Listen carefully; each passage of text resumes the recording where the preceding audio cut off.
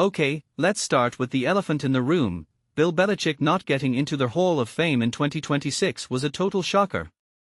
I mean, this guy coached the Patriots to 6 Super Bowl wins, over 300 regular season victories, second only to Don Shula, and basically redefined what modern NFL dominance looks like. So when the Hall snubbed him, it didn't just raise eyebrows, it made fans and analysts question if the selection process is broken. Personally, I think the voters dropped the ball here. How do you look at Belichick's resume and say, nah, not yet? It's not like he's some divisive figure with a shaky legacy. This wasn't a wait-and-see case, it was a slam dunk. And honestly, if they don't fix this in 2027, their Hall's credibility takes another hit.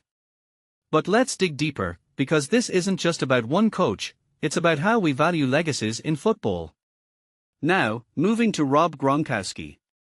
If Belichick's snub was a scandal, Gronk's induction feels inevitable, and deserved. But here's what people overlook, Gronkowski wasn't just a touchdown machine.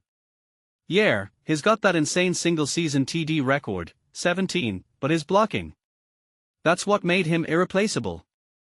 In an era where tight ends are often glorified receivers, Gronk was a full-package beast.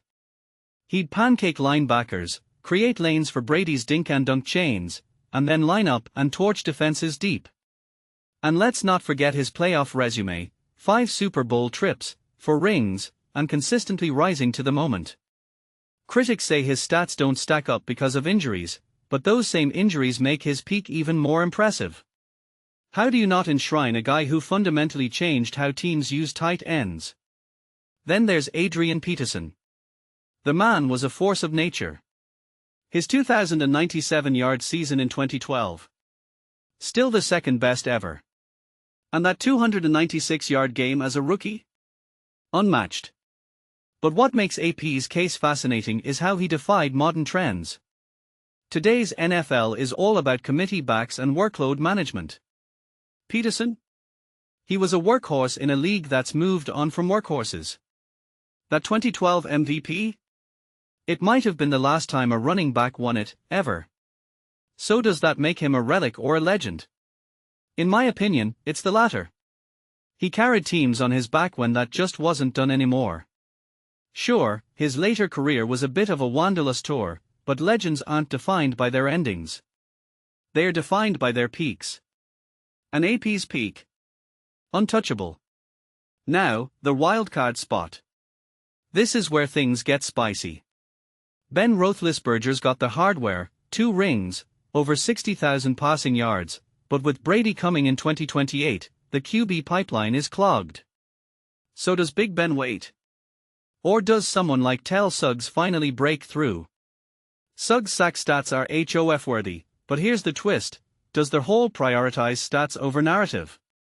Suggs was a dominant player on great Ravens teams, but he never had that defining era like a Ray Lewis or Ed Reed. Meanwhile, receivers like Torrey Holt or Reggie Wayne keep getting snubbed despite insane careers. What this really highlights is a bigger issue, the Hall's growing backlog at skill positions. The modern NFL is stacking up legends faster than the Hall can induct them.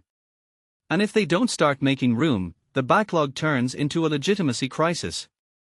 But let's zoom out. The Hall of Fame isn't just a trophy case, it's a debate club. Every year, we're forced to ask, what makes a legend? Stats?